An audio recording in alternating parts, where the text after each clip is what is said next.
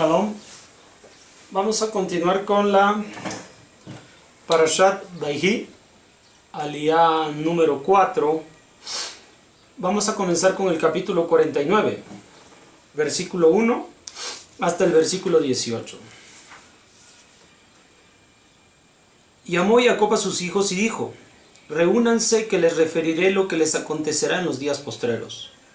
Júntense y oigan, hijos de Jacob, y oigan a Israel vuestro padre. Reubén, mi primogénito eres tú, mi fuerza y principio de mi vigor, de primacía en dignidad y de primacía en poder. Precipitado como el agua, no tendrás primacía, porque has subido a la cama de tu padre. Entonces profanaste mi lecho al subir. Shimón y Leví son hermanos, instrumentos de despojo son sus armas. En su secreto no entre mi alma, en su congregación no sea unido mi honor, porque con su furia mataron un hombre y con su voluntad descarretaron un toro. Maldita su furia porque es fuerte y su cólera porque es dura. Los repartiré en Jacob y los desparramaré en Israel. Judá, a ti te alabarán tus hermanos, tu mano estará en la cerviz de tus enemigos y se prosternarán a ti los hijos de tu padre. Cachorro de león eres, Judá. De la presa, hijo mío, has subido, se arrodilló, se agazapó como un león, y como un joven león, ¿quién lo levantará? No se apartará del cetro de Yehudá ni legislador de entre sus pies hasta que venga Shiloh, y él congregará a los pueblos. Ata a la vid su joven asno, y el sarmiento el hijo de su asna. Lavó en vino su vestido y en sangre de uvas su manto. Están enrojecidos sus ojos de vino, y el blanco de sus dientes de leche. Zebulún en la ribera de los mares residirá, será para ribera de barcos y un extremo junto a Sidón. Isahar, asno de huesos robustos, y agazapa entre los límites. Vio el descanso que era bueno y a la tierra que era agradable, entonces inclinó su hombro para cargar y fue trabajador tributario. Dan juzgará a su pueblo como una de las tribus de Israel. Sea Dan una serpiente sobre el camino, una víbora sobre el sendero, que pica los talones del caballo y se cae su jinete hacia atrás. La salvación, a tu salvación esperaré, oh Adonai. Bien, aquí comienza esta aliyá hablando del precisamente la herencia que Jacob ha de dejar a sus hijos, pues está a punto de partir. Ya habíamos visto de antemano cómo Efraín y Menashe habían sido incluidos dentro de esta herencia.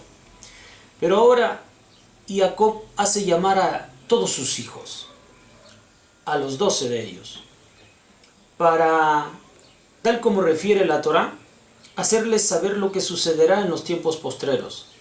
Al final, empieza a narrar las características de cada uno de ellos, porque esto va unido. Las características de cada uno va a determinar en gran medida el futuro que por ellos está en acontecer. Esto precisamente ocurre con cada uno de nosotros. Nuestras habilidades o discapacidades nos van a permitir entender y desenvolvernos de mejor manera en el futuro. Esta es una gran bendición con la cual nosotros hemos nacido, y estas hay que pulirlas con el paso del tiempo. Y Jacob va a hacerles saber entonces a cada uno de sus hijos, de acuerdo a sus características, qué les deparará en el futuro. Esto también de parte de Hashem. Empieza con Reubén, su primogénito. Él tiene toda su fuerza y su vigor.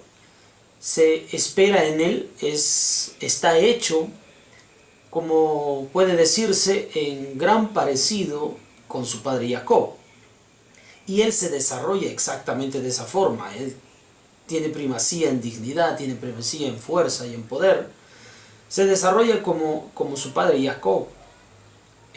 Sin embargo, esta estatura que él ha de alcanzar, esta fortaleza, tan confiado en las habilidades que tiene, semejantes a las de su padre, el ímpetu lo lleva a sostener un ritmo y anticiparse en tiempos. Esto le ocurre mucho a los que son primogénitos. pues tienen la fuerza y el vigor de los padres, tienen cierta autoridad sobre los hijos y, y también en mucho del éxito los acompaña, porque es natural que los padres siempre estemos muy abocados en el primero de nuestros hijos. Es parte de la naturaleza misma el que esto sea así, pues ayudará mucho en lo sucesivo, en el hogar y con el resto de sus hermanos. Esto es una práctica completamente lógica y natural. Ahora, pero como se tiene que enrolar en estas actividades de manera temprana y puede empezarlas a sacar de acuerdo a lo que Reuben se manifiesta, tiene toda la formación de su padre, empieza a tener éxito en lo que hace, pero este ímpetu, esta impaciencia lo lleva a anticiparse en una acción, a ser impaciente en esperar el momento correcto para definitivamente tomar la autoridad en el hogar. Se anticipa y esta anticipación le termina siendo perjudicial. Entonces, la persona que tiene una dignidad y tiene una autoridad sobre sus hermanos, tal como lo manifestó Reuben, en el caso en el cual fue vendido Yosef. Reuben expresó que no deberían matar a su hermano, sino que mejor dejarlo sobre el pozo.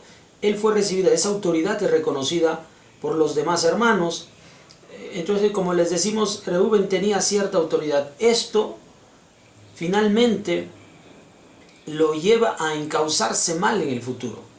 A causa de esto pierde toda la primogenitura y no pierde toda la autoridad, pero pierde parte de la autoridad que le corresponde. Porque vamos a ver más adelante que Reuben y su descendencia van a ser uno de los 4 que van a portar los estandartes en el desierto. Pero pierde esta primogenitura que le correspondía. Ya sabemos que la mala actuación es la que hace perder la primogenitura, el caso de Jacob y Esaú. Posteriormente viene Shimón y Leví.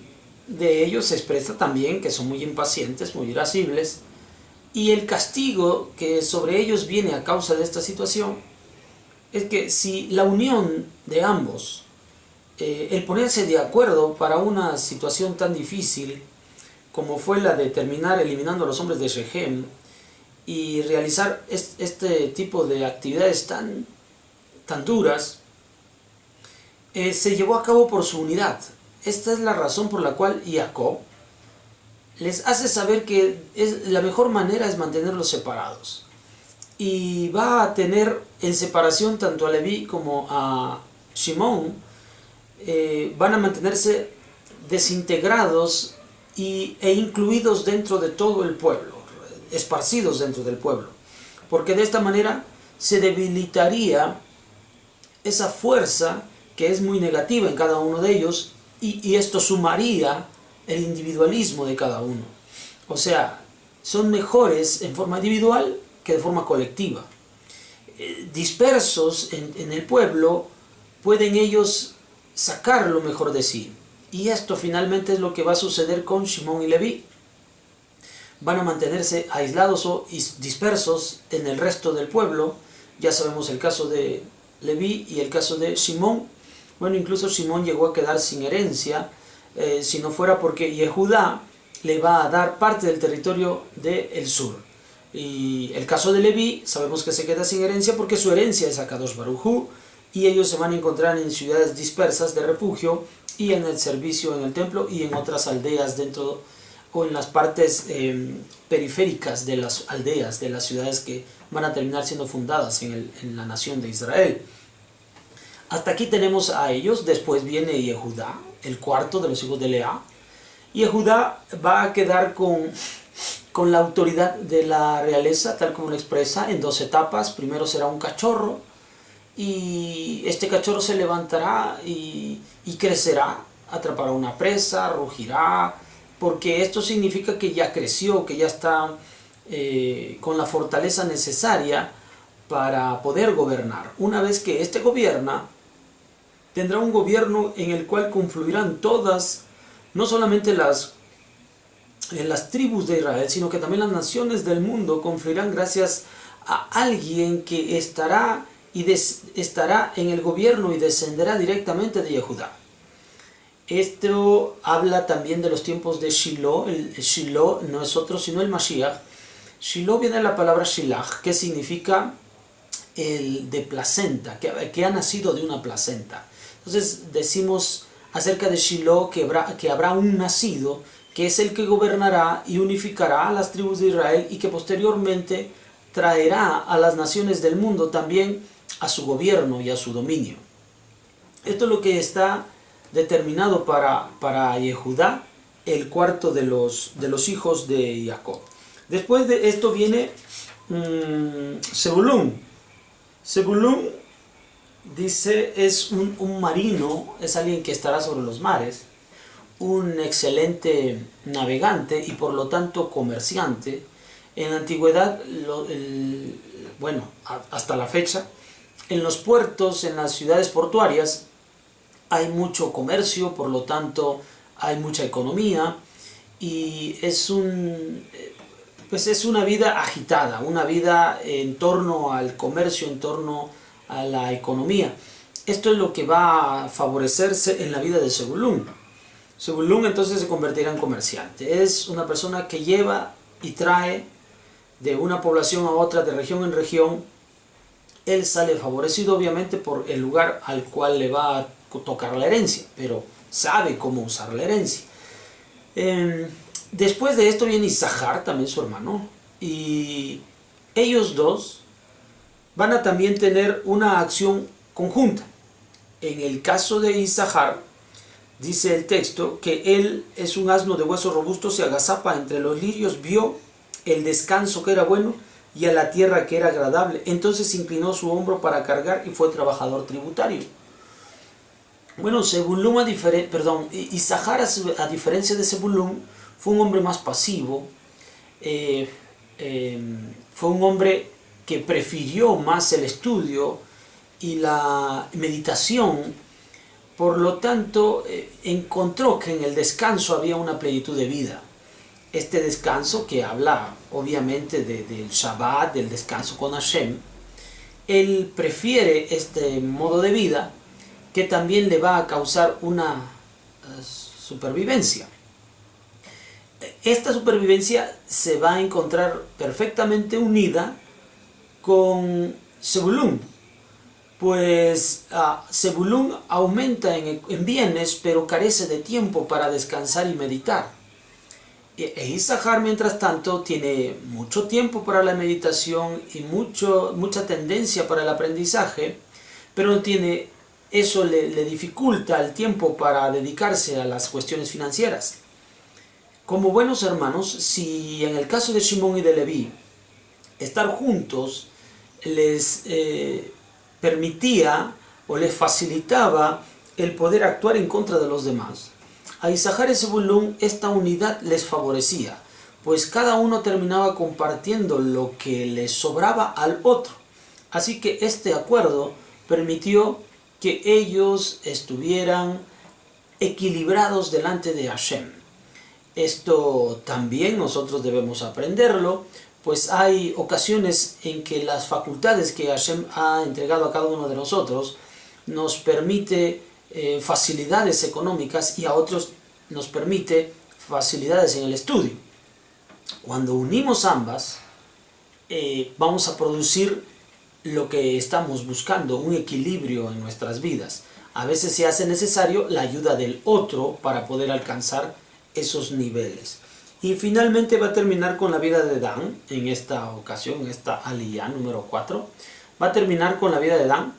Y Dan, de donde viene la palabra din, que es juicio, él es un hombre que va a juzgar, o una tribu que va a tener facultades para el juicio, para ejercer juicios, para